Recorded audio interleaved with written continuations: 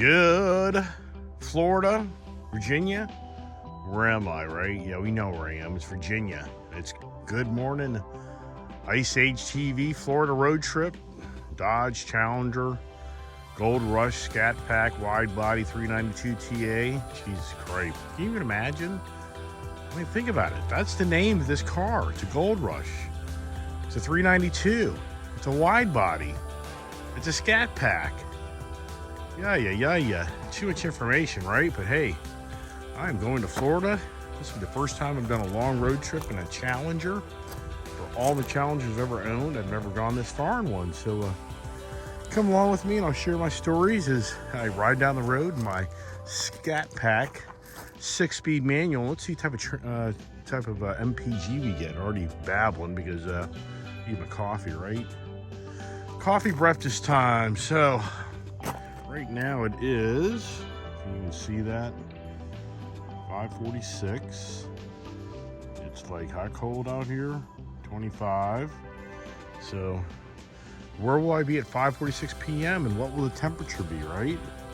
If we want to bet it'll be probably 80 degrees and pretty far away. The first thing I did this morning is I'm trying to start the car and it won't start because I'm so used to driving automatic cars that I didn't push in the clutch. See? So I'm sitting here thinking, oh great, this car has problems and this isn't going to be good to get the day going, right? So yeah, well, good news is that's not the case. It's running. Got to get the heat up. First thing, the thing goes to automatic heated seats, heated steering wheel, and somebody connect a device, right? Yeah, okay, well, all right, the adventure begins. You know, you drive as many different cars I drive, I can't remember half the damn buttons are. It's just incredible. Yeah, the misery of driving in a car. This ain't good. This thing's already showing me a warning signal. I can't believe. This is insane. I don't get it. Oh my gosh, I can't get in my own driveway. I mean, this is classic. This is classic. Something's changed on this car. I can't even see at nighttime what's going on. Oh my gosh. Yeah, that's a joke. I could not get my gate open. I had to get a personal gate opener. The technology. Who's going nutty yet in this world with technology? It's just ridiculous. Right? Yeah. Hey, how's the new road trip going, right? 1,000 miles to go. It's already been a challenge to get out of the house. My dog's running all over the damn neighborhood. Oh my gosh, I'll talk about that later. I'm so used to drive around Highline cars and this has those analog lights or whatever you want to call the things. I'm so used to driving around in the LED lights. So here it is, not even 6 o'clock in the morning. And yeah, we got a lot of traffic here this morning. It's not even 6 o'clock here in the DC area, and the federal government hasn't even gone officially back to work. But look at this. It's 5:50 probably. So interesting, right? Maybe should have to pull out. There we get a little break here. Wow. It ain't gonna stop, so it's gonna be hot rod time. Oh, we were spinning all the way through the gears in that one. You know, when it's 22 degrees out, even all-season tires don't do that great. I mean, yeah, right. Yeah, you know, here's the irony to, owning all these different cars that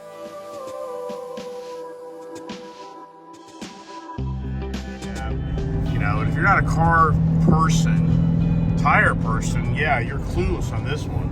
You can't drive those Mustangs that I own because they have summer performance tires on them. You cannot drive them. If you move those cars around 20-degree weather, you potentially crack the tire. And I know there's some people listening to this video right now like, oh, that's such BS. Okay. Yeah, all right. Yeah, I'm just telling that story for the hell of it. Hey, I'm not driving, can I be driving my GT500 to Florida? Yeah, I ain't doing that. Can I be driving my Bullet to Florida? Yeah, but, yeah, challenging, Could you have, there's no doubt you can drive a car. Will the tires crack? I don't know. I'd say 50-50. But they're just not designed for this type of weather, So now I'm in all-season Pirellis. And these things, as many know, are junk. I mean, they just don't get great traction. But it's just an all-season tire. So, there you go, right? I mean, I had coffee, center revved up. Train is going down the road. I'm fortunate, I used to do this stuff so many years ago. My own business, I don't have to get in the rat race every morning of my life. I don't know how a lot of people deal with it. Eventually, do it for 30, 40 years. And yeah, there are a lot of people out there that do this stuff 30, 40 years. Yeah, I mean, I guarantee you there's right now 50, 55, 60-year-old people that I'm watching this video going, yeah, I've commuted for 30, 40 years of my life, lived on the road. I spent 2-3 hours a day driving a car to get to and from work to have a job.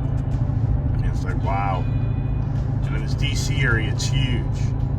Where you have people who live out in West Virginia that live for the working with the government downtown. And I mean, literally, their commute is 2 hours each way.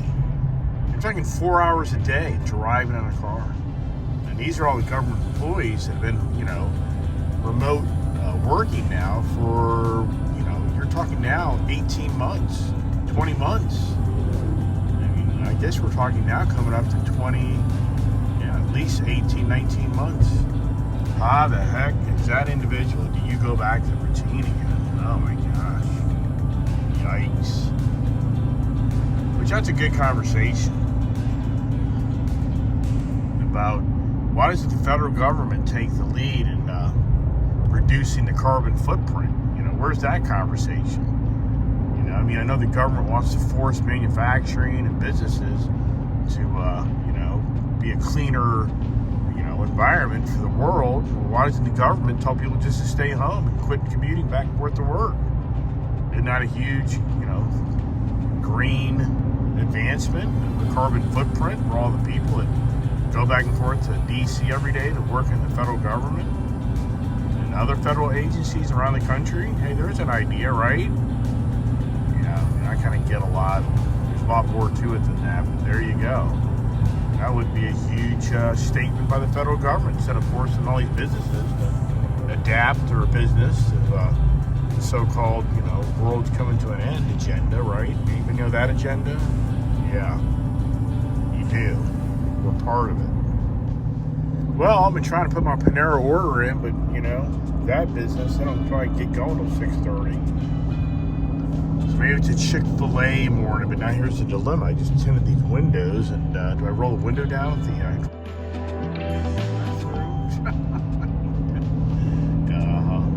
know. Travis Bank, no! Don't do that. Up, here we go. Here we go, guy getting run off the road. This guy's impatient. There he goes. There's your first little possible incident.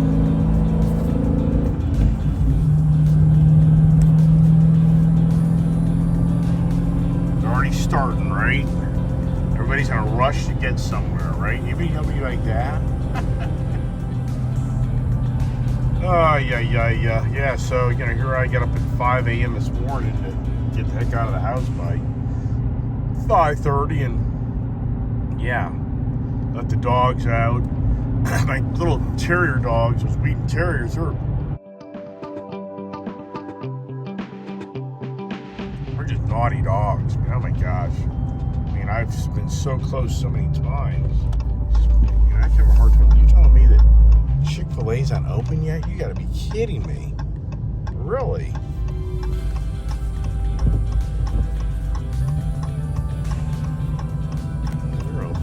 They're open. Look at this say, that's crazy. If they're not open, I'm just thinking, good Lord. People go to work every morning? These places don't open until 7 o'clock in the morning? Yeah, right. There's the crazy blinker, right? Anyway. Hey, now we got a little bit of a better view. You know, I drive down the road, my car's at nighttime, and yeah, how's that look, right? My one video I did recently, the video was me driving down the road. You couldn't even see me. You just saw a black screen. So this morning, tried to get out of the house by 5. Got out of bed at 5 a.m. Trying to get out of the property by 5:30. And yeah, it didn't play out too well. First thing that happens is my dogs, those little dogs I have are Wheaten Terriers, those damn dogs. They freaking get off of my property here lately. They're going to one of my neighbor's houses, and it's just ridiculous. So it's just a real nuisance. And I don't know why they're doing that lately. There's something going on over there that I don't know what's going on. They're not trustworthy. So I had to go chase them back home in between getting my car finalized, packed up, and getting out the door. And then you just witnessed how my gate wouldn't open with my home link in this car. Yeah. So for me, I don't know. As my daughter used that other remote control, it's just complicated, right? Now I'm trying to get breakfast, and can I get breakfast? Can I roll this window down over here without peeling back to get tint? Yeah. All right, we're making progress. Put the window down. The film didn't fall off. I got my coffee.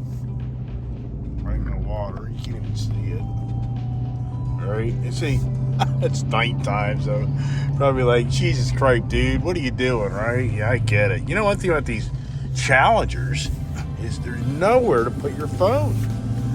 I mean, in today's world of every hands-free devices and, everything else. I mean, Dodge, I've known this as I've had tons of Dodges for years, but oh my gosh, man, it just, where can you put the phone? We can't see it at night. We'll talk about that later. Let me stuff my face. Get an attitude change, right? Wow. So my kid drives my car, right? 13.9 miles per gallon.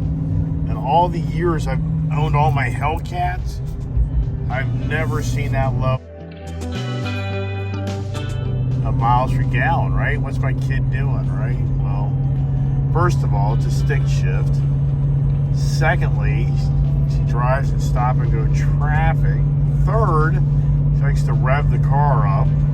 Fourth, yeah, we don't know, right? All right, looks like I've got 934 miles to go. Yippee-yahoo. 28 degrees to 80 degrees is what's going to happen today. And let's hope that fuel mileage changed. Me driving the car, right? Daddy driving the car. All right, getting up the road here. Got a little breakfast, a little sip of coffee here. You know, it's incredible how Waze, Waze is a really great feature, but sometimes it's dangerous. Because like right now, this Waze is saying to me, I need to go up to the Tyson's Corner Beltway area to continue my route. Now, this is getting ready to be one of the most congested part of the travels once you go on this toll road up here towards the DC Beltway. And so there's a better way to do this, because I live in this area and I know another way to do it. And is it risky the other way? It is, but that's even more risky because you get up to the toll road and you get up near the Beltway and it becomes bumper to bumper traffic. So I'm not real sure why it's wanting me to do that, but it does it all the time, regardless of the time of day, which that's even more concerning. Now I'm running a little ahead of the major traffic, but not by much. Maybe 15, 20 minutes, maybe. But maybe not even that. So I'm going to continue on my path. All right, let's see if I'm right or wrong. Am I go the other way driving, right?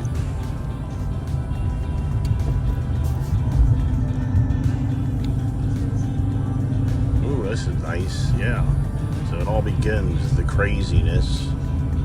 Now let's see, that's good. I'm right. Up the road there. It's fine.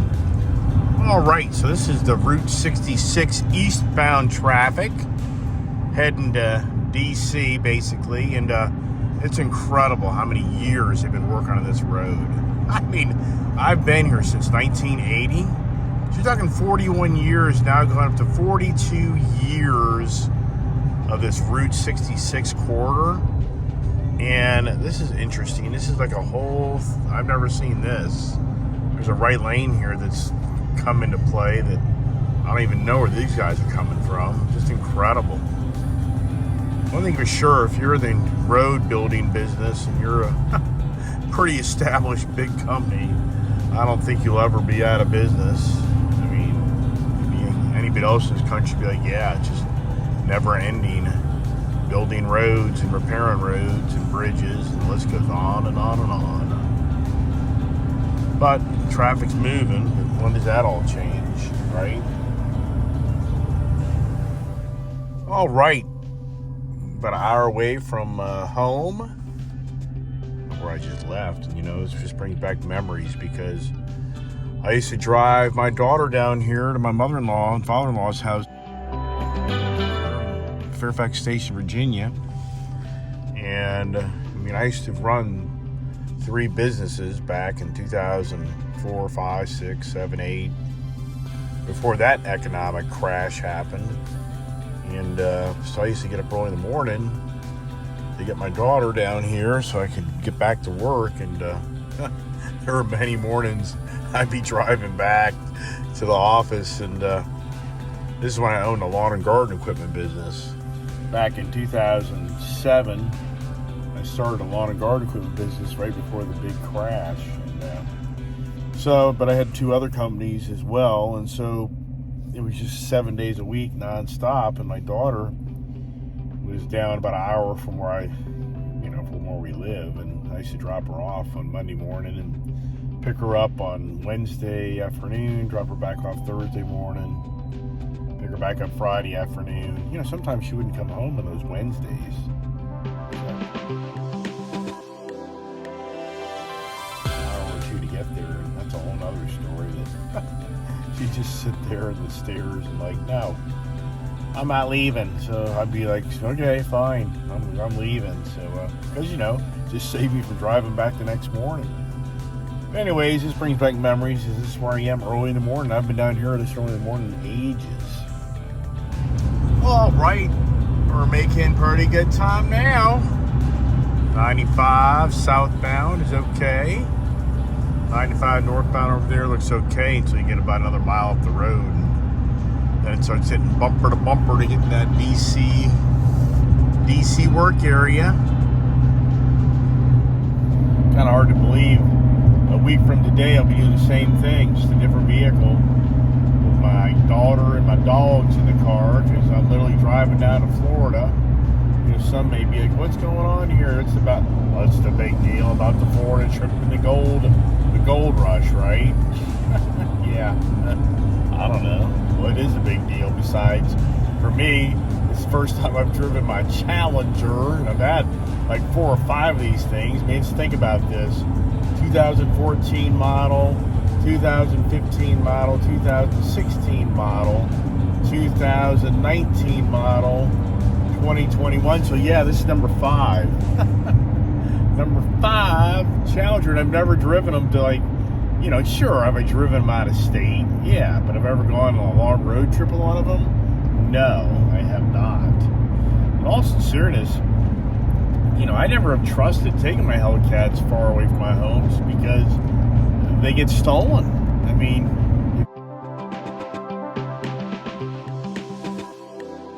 follow my videos, you'll hear the story about my Dodge Charger that I traded for that GT350. It was stolen off the Tunes Ford Baltimore's lot 1 week after I traded it in.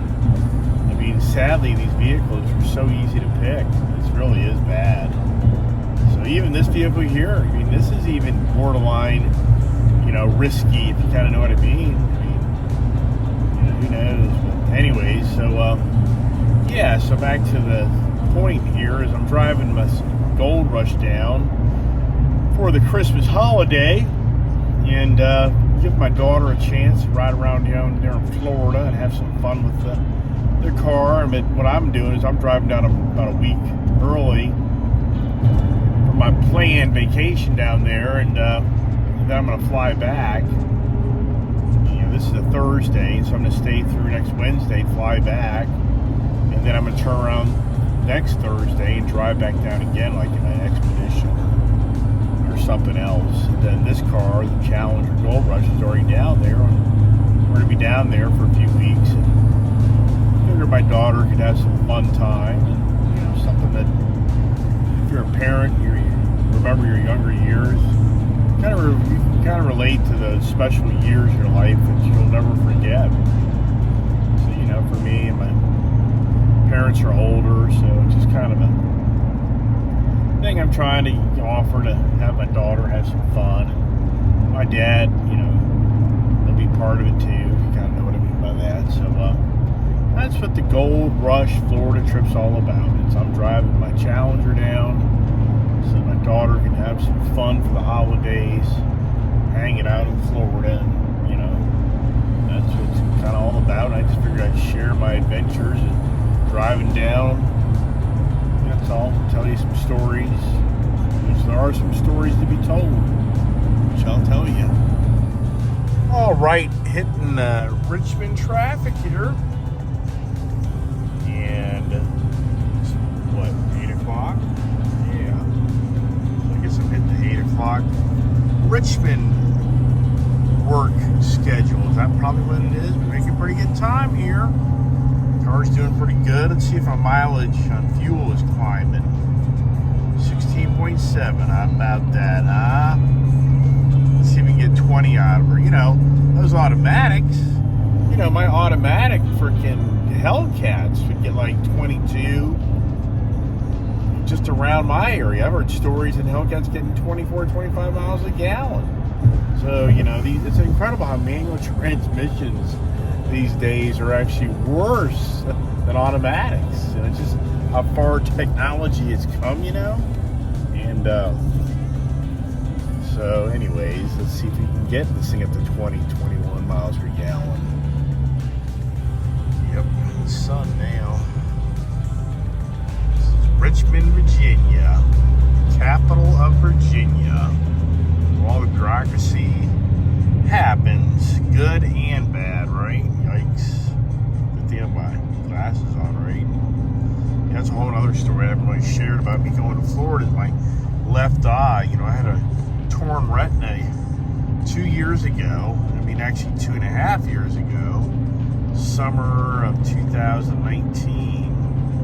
And re-injured it in November of 2019, and we'll talk about that here more in a moment. Yeah, so it's just an incredible story. My brother, in the summer of 2018, and get this, I bought a boat in 2017. I hadn't owned a boat for like 15 years, and I bought a boat. Hauled it down to Florida. It was really more about my father and brother because we were right there on the water. And so the summer 2007, spring, summer 2017, great time, boating and all. And then spring 2018, boating. Then summer 2018, my brother had a detached retina. And then my dad had knee surgery. So literally the summer 2018, I went to Florida with my daughter, and we literally just were driving from doctor's offices to doctor's offices, and we really didn't even use the boat, which was kind of a bummer, but at the same time, it's, I know there's another day, but literally summer 2018, totally lost the whole momentum of having fun down in Florida due to my brother's vision and my dad's knee surgery. So then you fast forward to 2019, and I'm going down to Florida, And usually I drive a truck and trailer to Florida. And so as I'm driving down, and this was really weird, is the day before I left, this was the summer, like June, I had sprayed grass kill all around my property. And I'm not doing a very good job here shifting, am I? So we're in traffic. So anyways, I did a lot of spraying with that frickin' grass weed killer. And I can kind of feel that stuff possibly got into my eyes, meaning just it's floating around the environment. That stuff's the worst. I mean, I hate using that stuff. In fact, this past year I didn't use it. I just think that stuff kills you eventually. It kills the plants. Why wouldn't it eventually kill you? Just like Agent Orange. I tell people all the time, it's like, can you even imagine being over in Vietnam and being in a tent when you go to bed, you and your buddies or whatever, and you wake up the next morning after they sprayed all that Agent Orange, and everything's dead? I'd be looking at you going, oh my God, we're next. You know the stories, that Agent Orange. That stuff's killed a lot of people from the Vietnam War. So anyways, so the whole point of that conversation is that I was spraying that not Roundup, but the same type of stuff. And so now, the following day, we go to Florida, and as I'm driving down Route 95, about midway down, my left eye starts getting what they call a shade. It starts getting all blurry, and it literally starts going into a total, blur my left eye. And I started thinking, holy crap, that weed, kill stuff is in my eye, and I better rinse out my eye. So I literally stop at a truck stop, and it takes forever for us to find a emergency eye wash thing that I get in their back shop. And and sure enough, that didn't change anything. And then I've actually called my mother, and I'm saying, hey, I think I've got a freaking detached retina. And so now I'm calling my wife, and I'm talking to her about it, and I'm halfway to Florida. So now you think about it. Am I going to turn back around and, take away the vacation, or do I keep on driving and use my brother's doctor to look at my eye, because he's a really well-known doctor down there in Florida. That's one thing about Florida. One thing about Florida, as you get older in life, that's a good area to be, because there's so many doctors that take care of older people and deal with, the same type of challenges over and over again. So you really have a really good, knowledgeable, base of doctors. And so, my mom actually miraculously calls the doctor's office and says, hey, we can, he can come in tomorrow morning, like, 8 o'clock. And I'm like, damn. So then I'm talking to my wife, and she's like, well, it sounds to me like if you got a doctor's appointment tomorrow morning, you better just keep on driving. Now, only downside to that is I knew when it got darker, my right eye is actually my weaker eye, and my left eye is my strong eye. So, but I knew that as the night, progressed, it'd be much more challenging for me to drive. And my daughter wasn't of age to drive. So now it's like, well, let's just hope for the best. And thank God I didn't have a truck and trailer. If I would have had a truck and trailer, wow, could I have done it? Yeah, but it'd been a lot more riskier, just because there's just so much going on around you. But anyways, so here's the irony to all this. So here I ended up going to that doctor down there in Florida that was my brother's same doctor, and it's a year later. It was a year later, like to a T. My brother had, eye challenges, his retina, torn retina, detached retina, and here I am a year later, the same freaking thing, and I'm like, oh my gosh, and if anybody knows much about this, you could be out of commission for a month possibly. It just depends. They don't recommend you, jarring your head around, because you can possibly, detach the retina if it isn't detached. So, anyways, here's the ball game. So I went through that in the summer of 2018, and they laser surgery on my eye about 4 days later after I got into town and fixed it. But once you do that, you've weakened your eye, so you really are susceptible, to having it happen again. So here's the thing. I do a lot of physical hard labor. You may not believe that, and I get it. You don't really know all the businesses I run and what I do, and so, but I do a fair amount of physical hard labor, and boy, if my body hasn't paid for that dearly.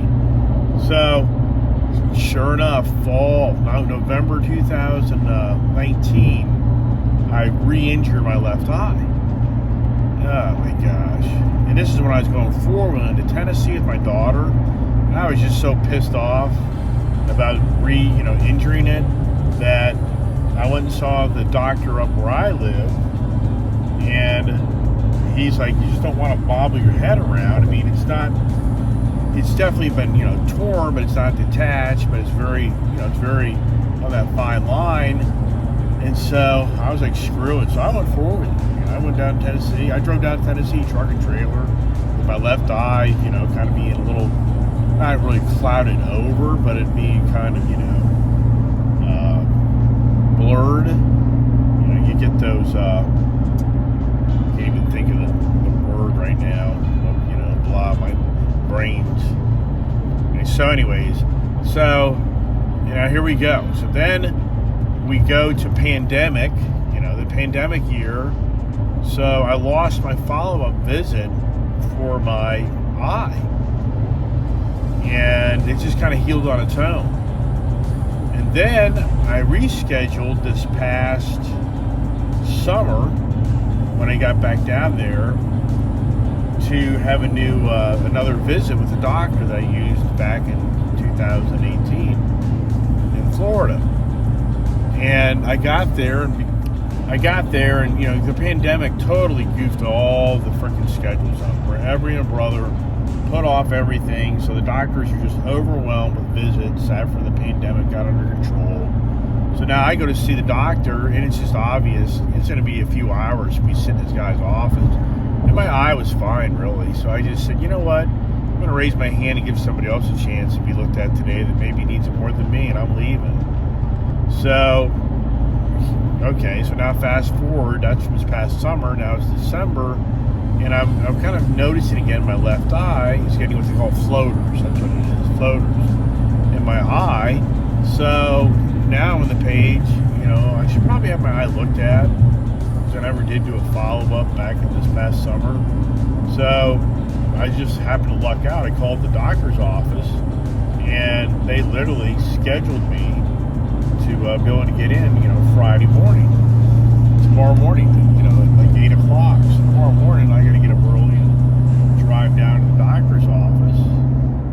And,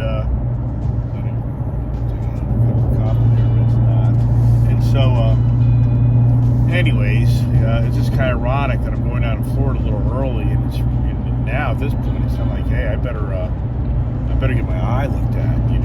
If anybody's been through this stuff, they get it. And if you're not careful, if you get a detached retina and you don't get to an emergency room to reattach it, then you possibly will lose vision in that eye for life. It's a very dangerous type of circumstance that you get yourself into. So if anybody loses vision in one of their eyes, it's typically what happens is, so they call it like the curtain. Your eye kind of just slowly starts getting blurred out, and then if it goes black, then you probably have a detached retina, and you better get to an emergency room and get that thing reattached, because if you wait too long, it's a nerve, and then they can't reattach it, and you literally have no vision in your eye again. So it's just something to think about. And I prefer the doctor down here in Florida, because I think he does a really good job. And ironically enough, my brother was just in his office yesterday when I called to reschedule another appointment, and he'd just had a follow-up. Oh my gosh, talking about too close for comfort, right? All righty, the Scat Pack getting dripped on here at the gas station, and yikes, pricey fuel down here. $4.29 a gallon here, man. Look at that, close to $70 in fuel for 16 gallons. Anybody remember I think about a year and a half ago, that would have probably been like $40 or something. Yeah, like somebody's like, oh boy, like, yeah, you're hurting for money, right, dude? Well, prefer to spend less on something you just burn through if I can. All right, Ted, how we doing on our fuel now? Is the daddy man here getting better? Oh, it's 18, not great. I mean, you'd think, you'd think this thing being a 392 motor would get better than this, wouldn't you? I mean, oh my gosh, that's crazy. What's going on? What is that all about? Yeah, I mean, I'm kind of blown away right now that this 392 is getting better fuel now. All right, I mean, I guess, well, it's showing current 22, so that's interesting. Now that I'm not kind of looking behind the screen, current 22, 21, we may get 20 out of this thing. But, I mean, in all sincereness, that's pretty fabulous. But it just seems like years ago, my 2015 SRT Charger, non-Hellcat, automatic. I swear I think it was hitting like 24 miles a gallon, 22 for sure, and definitely 2021. It was never down the teens. So does the manual transmission really take that much away from this car? But another thing too is this is the wide body package, so it's got bigger tires on it. So I'm sure that that's a lot. It's a lot more rolling resistance. So that'd be another reason I think this would get great fuel mileage. And yeah, so Scat Pack's fun so far. Getting down the road, making good time. Traffic's not, very light.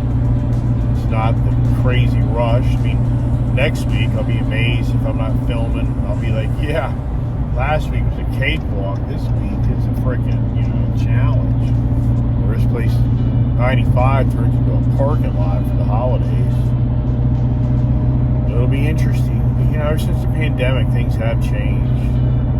For me, it seems like the travel definitely has, changed, where there isn't as much travel. So, it's the pandemic related challenges, right?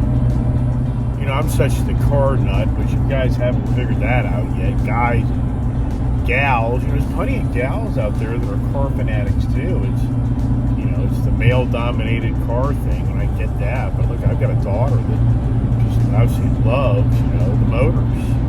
She's a motorhead. I wonder where that came from, right? So, I just love to read articles about cars and the markets.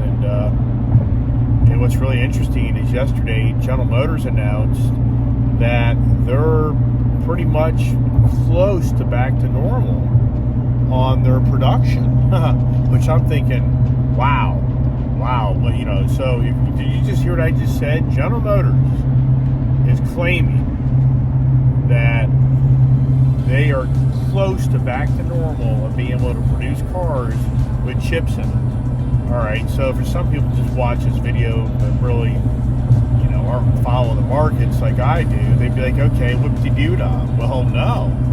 If you're a car fanatic like me, and you're out, buying and selling cars all the time, that's a huge statement. That's a very concerning statement on the fact that if you've got a used car right now and you're debating whether you get rid of it or not, you better get rid of it real soon, because if General Motors is getting their act together with chips, why wouldn't Ford, why wouldn't Dodge, why would it just be General Motors gets the unique, baby, favoritism for chips? So, that's what the major problem is in manufacturing isn't so much all the other materials, even though some are, but the majority of the problem is it's the semiconductor to run these cars, the technologies in them, which I've mentioned before, that there is right now possibly, hundreds of thousands of vehicles sitting out in fields between all the manufacturers that have been built 3, 4, 5, 6 months ago, and they can't be shipped because they need a semiconductor. So, General Motors making a statement that they're kind of getting their act back together in production, then if you've got a used car right now, that value is getting ready to change to the worse, not the better. And then for everybody out there paying ADM for vehicles, same story. You're going to be regretting that decision. You paid ADM, adjusted dealer markup, so a lot of dealers these days are getting $5-10 grand over, their cars because of supply and demand. Well, that's going to change, and then you're the person that's paid way over on the vehicle, and because once you buy that vehicle, it's considered a used car, and now the used car market is going the other direction, so it's a double whammy. And what's interesting is, yesterday I had a call from one of my local dealers. I was actually thinking about getting my father a Ford Maverick truck. Right now, I got my dad a Ford Ranger truck, and my father is going to be 90 years old coming up this March. My mom's going to be 89 in February. And that truck, I put a little lift kit on it, bigger tires. I mean, it's a little bit of a jump into the truck to a degree. And I'm concerned that my father, as he progresses, that Ranger truck, it's going to be a little bit more of a challenge, I think, as time goes on. So why am I talking about this? Is because I think that Maverick truck would be a really good fit for him, and it would be the better vehicle, I think, for him in the upcoming years, and for my mother, because the Maverick truck sits lower to the ground, easy to get in and out of. It's a little smaller platform, and I just think it's a better idea.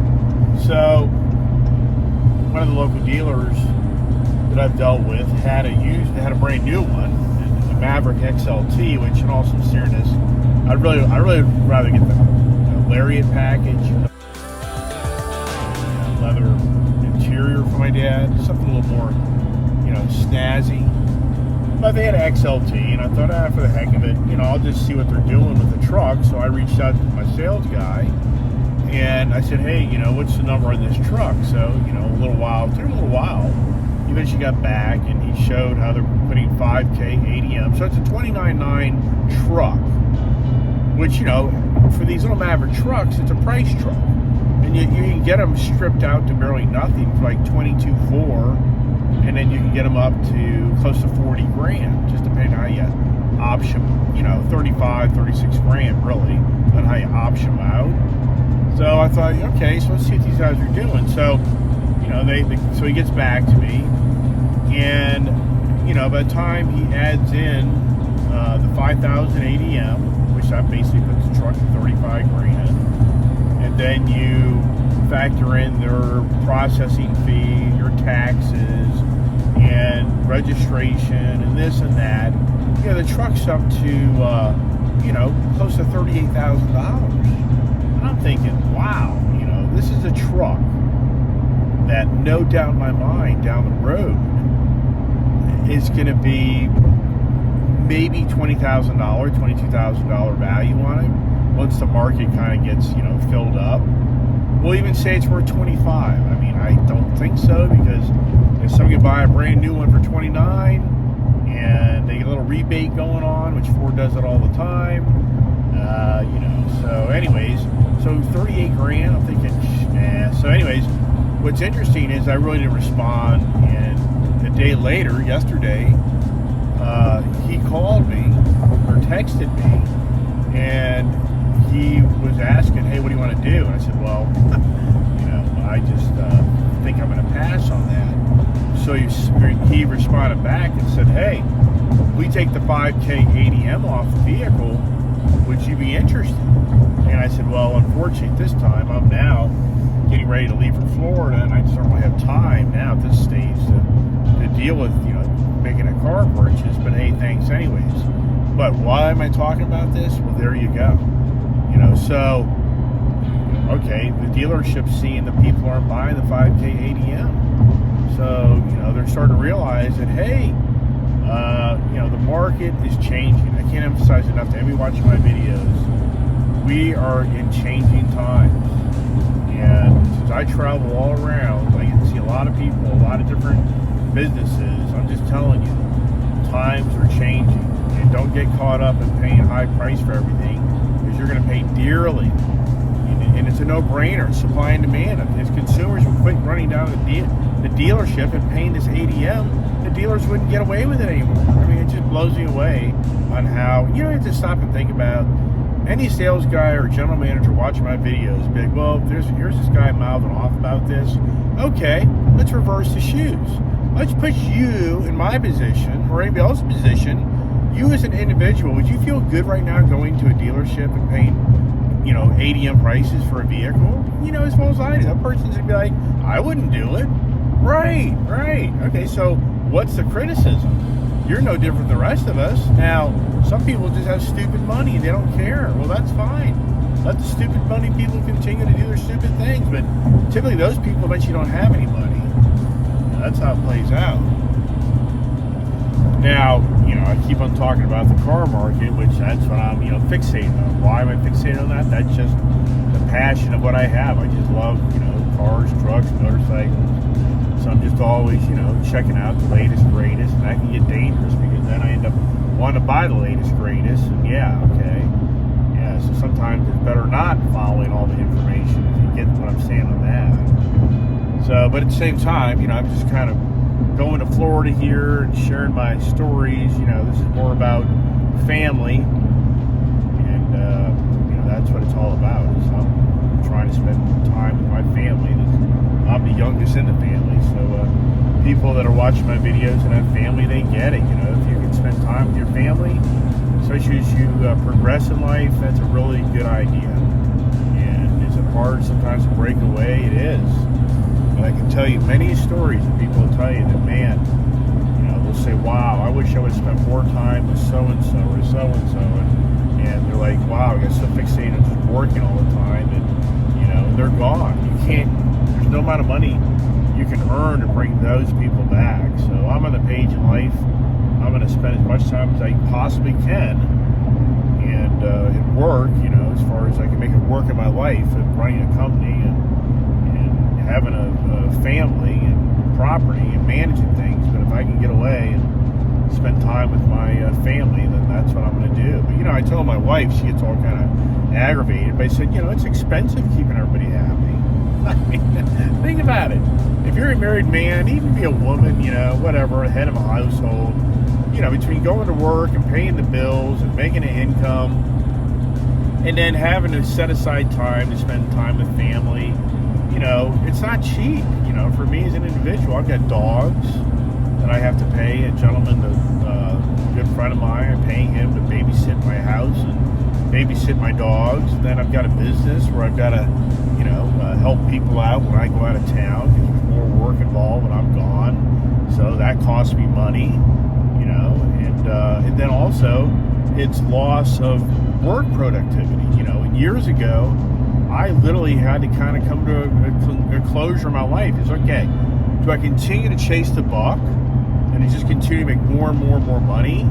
Or do I take a time out and put my family in more priority than chasing that dollar? And, I've chased the dollar my whole life. And, just about 5 years ago, 4 years ago, I really started thinking to myself, you know what? I'm going to spend time with my family.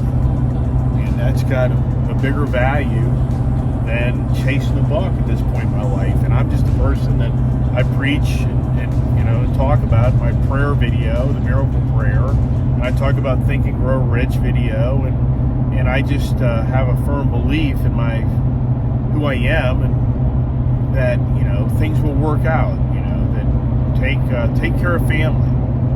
And it's just so sad that people don't take care of their family. And, my father used to say to me years ago, which is so true, is if everybody took care of their family, why would you need government assistance? I mean, that's a strong statement. Just think about that. If everybody would go out of their way to take care of their loved ones and your family. And don't get me wrong, I know how challenging that is, and it is that simple. But if we were all able to take care of ourselves and our family, you know, why would the government have to start all this bureaucracy, you know, all these policies and all these things? And I get it. I'm not a fool to everybody's not talented. Yeah, I get all that. But at the same time, really the message is, if we all would just take care of our families, I think that's, you know, that's huge. And it's very challenging. Yikes. So it's only like 10 o'clock. And I probably have already made like 30 minutes or 40 minutes of a video, right? How many videos am I going to have to make to complete the series? Yeah, you know, for the Florida trip, I'm sure some people like click next. You know, hey, it's not easy making these videos, you know, but hey, I try to feed information, you know, that's kind of what I'm doing. And, you know, if you're a person of life that likes to talk and share ideas, you know, I like that. I mean, for myself, I like to share information and talk about, you know, what's going on. And so, you know, I hope I mean, you know, I get it. The majority of people don't watch these videos, probably not. But at the same time, you know, I think some people are like, yeah, I just kind of enjoy sitting back and hearing the conversation, you know. So hopefully there's more of those than the opposite, right? Now, one thing that it's pretty obvious if you listen to me in this car, I was watching my GT350 video that I did when I was down Tennessee Saturday morning. That was Saturday morning. I was getting my Indian Scout Bomber, and oh gosh, I mean, that car is so noisy. And keep in mind, I had it in the track exhaust. I should have turned it to the regular exhaust, but I mean, that thing is loud. I mean, I honestly, I'm surprised nobody's commented like, geez, I could barely hear you over the exhaust, which, yeah, I'd be like, yeah, I know. But here's the Challenger, and, you know, this is where the mundane conversation comes in for me with the Challenger product. And some out there, you know, they're the Challenger lovers. And, you know, and you keep in mind, why would I have a Dodge Challenger if I didn't love the car, right? But I also like to critique it in the comparison to the Mustang product, because that's where I went. I really went from being the huge Mopar guy to kind of going to the Ford guy, you know? And the Mustang just has so much more of a fun factor interaction. And, you know, it throws people up there and be like, yeah, but, you know, the Challenger's a really cool looking car. It's a nice car. It is. But, like right now, there's just no exhaust note to this car, really. And it's to an advantage right now with me talking to you. But there's no, you know, technology in this car like Ford does that gives you that switch to go from, you know, 2-3 different modes of exhaust note. And why Dodge doesn't do that? I mean, I get it. It's money. It's technology. You know, so that's the first thing. It's just kind of, the Dodge product doesn't have that wicked exhaust note. And then the next thing is the rev match. You know, and I know people are like, we've heard this conversation so many damn times and watch my video all the times. Yeah, right. But I'm just reinforcing to you that when I ride around on my Mustangs, and it really is a fun factor. There's a fun factor there. When I ride around my Challengers,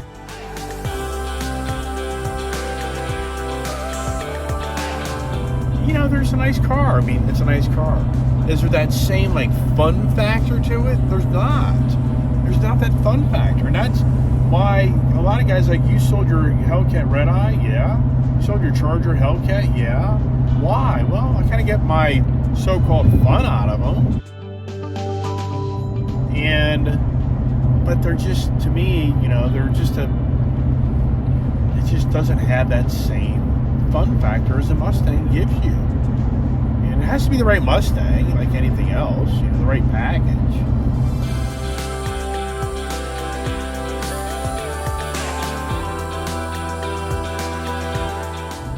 Hey, look at that. You get another 9 hours of me talking to you. Look at the temperature.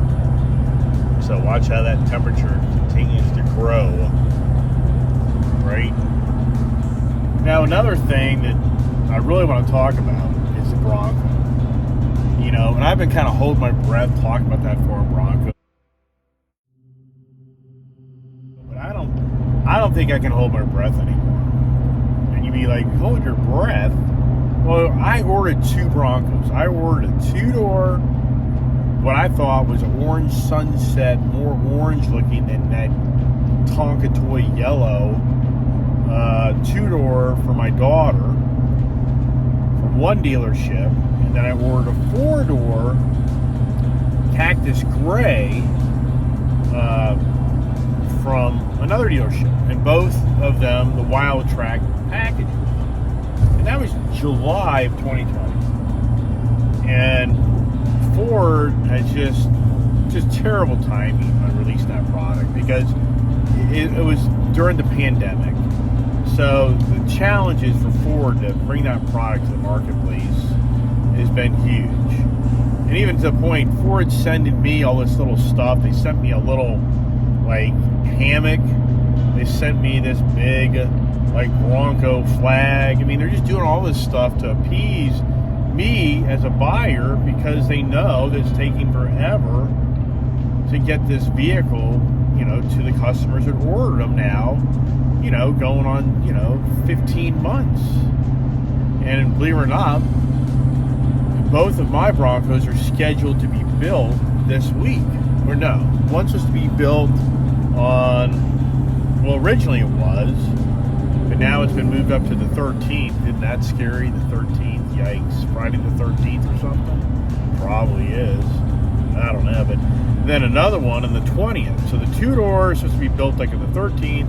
The 4-door is supposed to be built on the 20th. But I sincerely doubt that that'll play out. I really think right now, which isn't a big deal. I'm not really that fixated on as far as I have to have these things, because I don't know if I will take them. It's debatable. And that's what I'm talking about. For me, ordering 2 Broncos, and I've got they'll probably come in January is my guess. And I ordered the hard top, which that kind of delayed things. So I went for a soft top, then I'd probably have mine by now, but I want the hard tops. But here's the thing. So when I bought my F-150 white Tremor truck back in September from Kuhn's Baltimore Ford, and I believe it was September, and I had them throw in as part of the deal, I had to pay ADM, which, oh, yeah, I'm like, oh gosh. But I did that one at ADM. But I had them put in a bed rug, which I had to bring the vehicle back to a dealership in order for them to install it. So when I went back to dealership, you know, a few days later, they had a Wild Track 4-door, I think it was soft top Bronco there in their lot, all loaded up. You know, basically what I would have ordered, and you know, they let me drive it. So I drove it, and you're talking from a guy that's owned so many different SUVs, and I've owned all the damn Jeeps, Jeep Gladiator, the Wranglers, Rubicons. I've lifted them. I've done everything to them.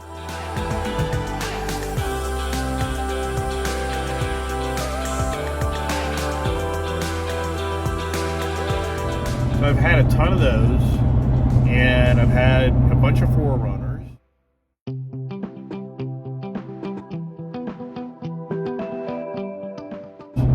You know, so I'm pretty abreast to the SUV off-road market of, you know, what things should do and how they ride and handle. So I drove that Bronco, and the first thing I really felt out of that vehicle was a very stiff suspension. And really good power, but the truck just felt cheap. So when you get into the truck, the plastic, and you'll read this on reviews by journalists, you know, the plastic is overwhelming. The doors feel flimsy. The way the windows on the actual doors are the design, they're a huge window with no frame around them. So the truck just feels borderline, in my eyes, cheap. It just radiates cheap. You know, even to the point that for me, I just picked up that Toyota 4Runner, has 22,000 miles on it. And that vehicle is more solid and more refined and feels better built and less plastic than that Ford Bronco. So I took my Ford ST, which I just had a whole new transmission put in,